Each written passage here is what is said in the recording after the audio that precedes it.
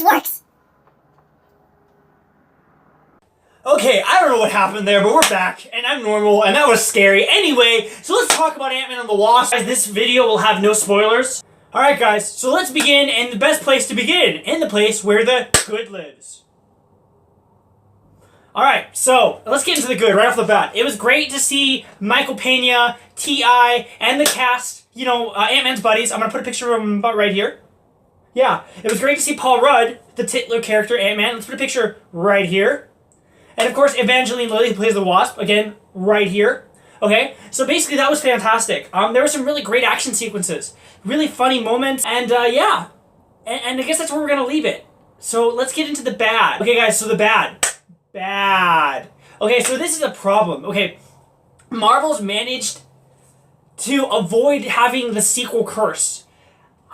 This is its 20th feature. Out of all the films it's made, this is one of the films where the sequel isn't that good. I mean, you can argue that, you know, maybe if you didn't like Captain America 1, I feel like their sequels have been better each time progressively. And that's typically not a common thing. Typically when you have sequels, you have issues, because sequels means it's not as good. Well, with Ant-Man, it falls in the not as good category. Okay, so it does that. So let's get into the bad. I know the title thing already came out, but let's actually start talking about the bad. So the bad. Okay, so this is what bothers me, okay?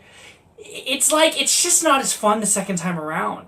You know, the action sequences are great, but they kind of, you know, it kind of starts falling into that, it's entertaining at points, but you can kind of just, like, put it in the background and not really pay attention. Like, you know, it's just not as fun. The jokes aren't as funny. The story isn't as compelling. I mean, gosh, I don't even really know. Like, it's almost like what was wrong with it. It just, like, the film just wasn't a very good film. Another thing, another issue with the bad, Walton Goggins. Let me put a picture of him right here.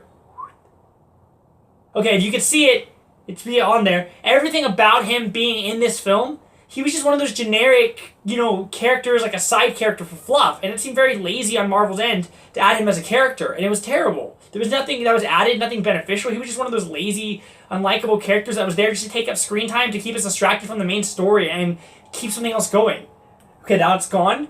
And it just like, it just kind of felt like, yeah, it was bigger, it was badder visually, but overall it was kind of more of the same, but not in a good way. Like, while the first Ant-Man was really clever and fun, the second one just kind of failed to make an impact. It failed to be something exciting. It kind of just fell apart and kind of became something that wasn't enjoyable.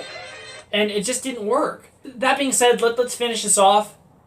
Let's bury it. So, if I were to give this a rating, on a scale of 1 to 10, the verdict, I would say it's okay. It's not the best film in the Marvel franchise. It's not the weakest. I would say it's a solid 7. I would say go see it if you need something to do. Go see it if you decide that maybe you want to watch another Marvel movie with your family because it looks like it'll be good fun, then it's that. But if you're really on the scale of like a major fan of Marvel, you might find yourself disappointed because it's one of the weaker entries in the series. But last but not least, let's get into the end credit sequence. There are 2 end credit sequences. One is absolutely essential. If you've been feeling this reeling shock from what happened at the end of Infinity War, you will get something that'll give you emotions. I'll leave it at that. And the second one's a complete waste of time. Complete waste of time in the sense like I mean, trust me, you'll find out. It's not even great. It's just kind of like, why did I sit for that? The first one's right after the animated credits. The second one's after the main credits rolled, and it almost goes to black.